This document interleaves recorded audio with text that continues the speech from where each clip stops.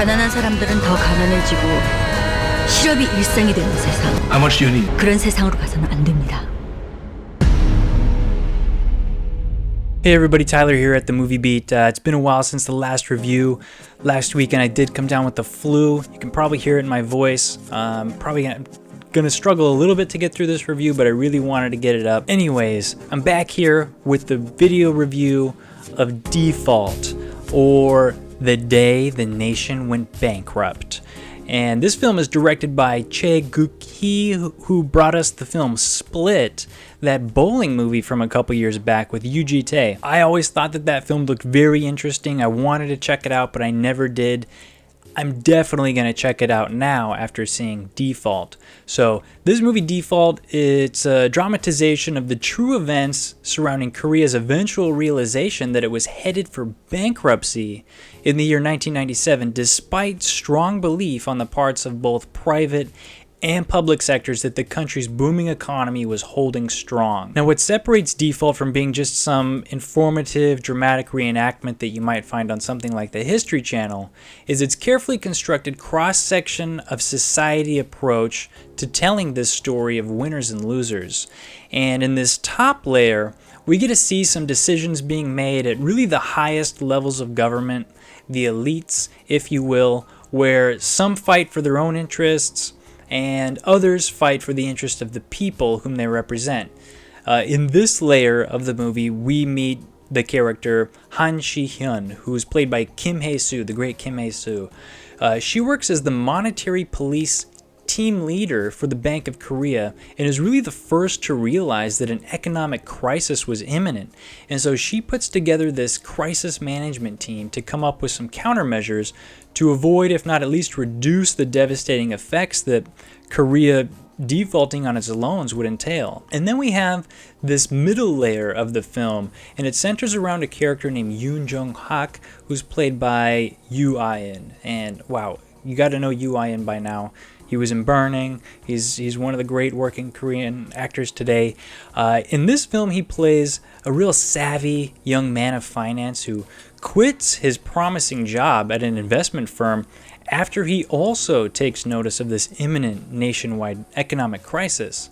But Jung-hak plans to use his knowledge of the system to really benefit from the impending chaos by betting against the economy with fellow opportunist investors who also seek to profit during the economic fallout. So in a lot of ways, this character Jung-hak and his backers really reminded me of the American film The Big Short, where a trio teams up to take advantage of the economic collapse in America in the wake of the housing market debacle of '08. So if you've seen that film, you can probably get a good idea of what Yoo Ah-in's character Jung-hak and his backers are up to in this one. But perhaps the most consequential story lies in the bottom layer of this film, where it's about an average, honest, hardworking, blue-collar worker named Kab-soo, played by Heo Joon-ho, who his character really represents the larger percentage of the population in Korea at the time, whose faith was with the booming economy at the time. He puts down this huge deposit and signs a business contract, really the business contract of his life, to secure a potentially very lucrative supply chain deal with a large department store. So with the economy headed for the toilet, this character is not in for good days ahead.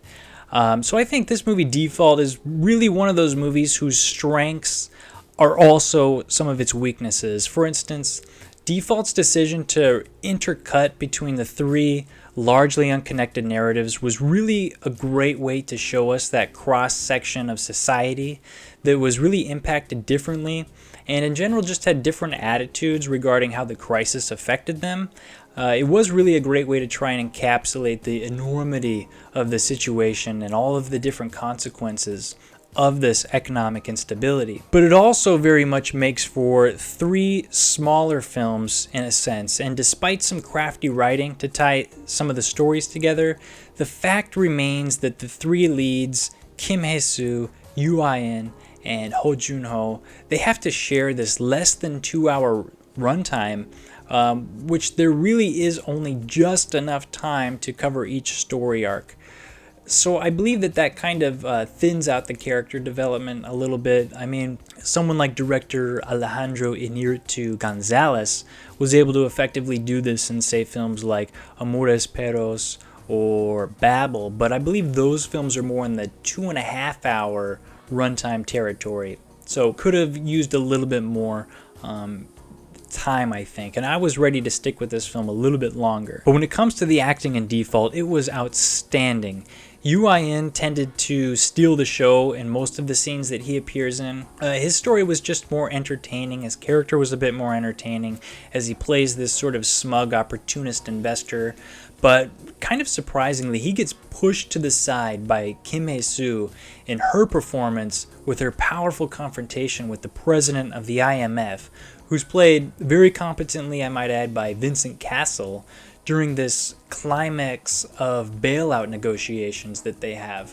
And even speaking in English during these scenes, she really knocks it out of the park as she fights for Korea getting really the best possible deal in the face of this apparent foreign, primarily American interests that are seeming to be catered to. And then we have Heo Joon-ho playing Kapsu, that factory worker whose expensive new contract is set to ruin him financially in the face of this market collapse, who really puts on an emotionally heavy performance that's very impactful towards the film's end. So I did like how Kim Hye-soo's character and Heo Joon-ho's character sort of kind of take over towards the end after Yoo Ah-in gives us that powerful and more entertaining first and second act. And also with Default being based on the true story of a country in dire financial crisis, the entertainment value is going to vary from person to person, I think, depending on individual taste.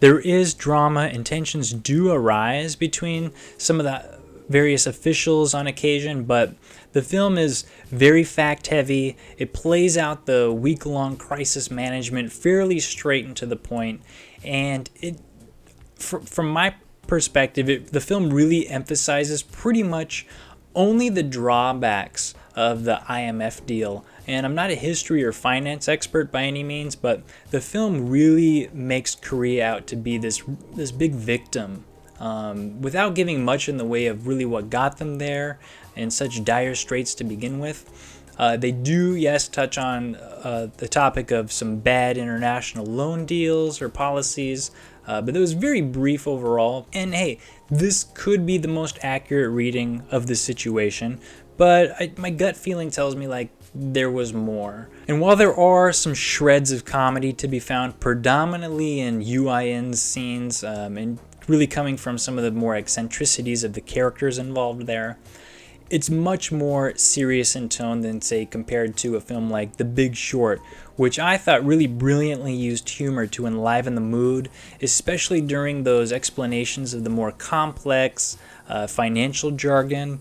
But, you know, Default does deserve a lot of credit for making this seemingly complex subject matter very accessible and overall mostly entertaining. My one main gripe with this movie is really of a technical nature, and it's also probably a matter of personal taste, but I for one did not like the decision to use the sort of unstable handheld camera technique, which is largely used during these high-level discussions where characters are seated or standing for long periods of time. It's a real close-up shot of their face. So if you don't know what I'm talking about, try to picture in your mind just a really well-composed shot and then start moving it from side to side or up and down. And I think even in circles sometimes this film would kind of move around.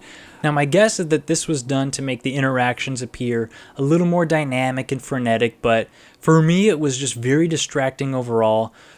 Perhaps I was sitting too close, I don't know, but the camera movement also did feel like it was perhaps done in post-production, as these real micro adjustments were just so precise and almost predictable in a way, sort of like the old pan and scan that we would get on 4x3 televisions of movie broadcasts, if you're old enough to remember those days. Another technical thing that I didn't really love that this film did was it chose to employ a sort of grayish, greenish, and orangish tint to the picture to give it that sort of late 90s vibe, but I thought it just sort of made the film look dull at times, and a little bit flat. I, for one, would have enjoyed a little bit more color and a little more pop, especially as it's a very factually heavy film. Perhaps the filmmakers wanted us to focus on those details a little bit more by not trying to make it all this eye candy, but that's just, again, personal preference. So overall, you can probably already guess who the winners and losers are in default just by reading a brief synopsis of the film. I don't think the film is looking to surprise anyone in this department, however. It does seem like it's going for more of a general message overall, especially when it gets into the heated negotiations with the IMF as a bailout deal is eventually sought out. And that message would indeed be one of corruption at the highest levels. And it's usually based in greed and its negative effects on the nation as a whole. It's a very common theme in Korean cinema, and it's pretty easy to see why with the amount of real-life scandals that have really shook this country over the past few decades. It's really almost crazy to think about how many different crises this country has faced over the past 50 to 60 years. And it's amazing how the country, at least outwardly, to me, appears to look so strong and healthy. So that's one thing that I kind of took away from this movie, and it made me think a lot about. But the good news is, Default's not just another glimpse into a tumultuous point of Korea's history, it also serves as this warning sign for which really helps the film pack a heavier and more relevant punch by its finale. So for that, I want to rate Default a strong 7.5 out of 10. Definitely check it out if it comes near you. And please comment below with your thoughts on this film after you do see it. If you enjoyed this video and you'd like to see more like this, please like and subscribe. Hopefully I'll be back soon over this cold. Until then, I'm Tyler over at The Movie Beat. Keep watching movies.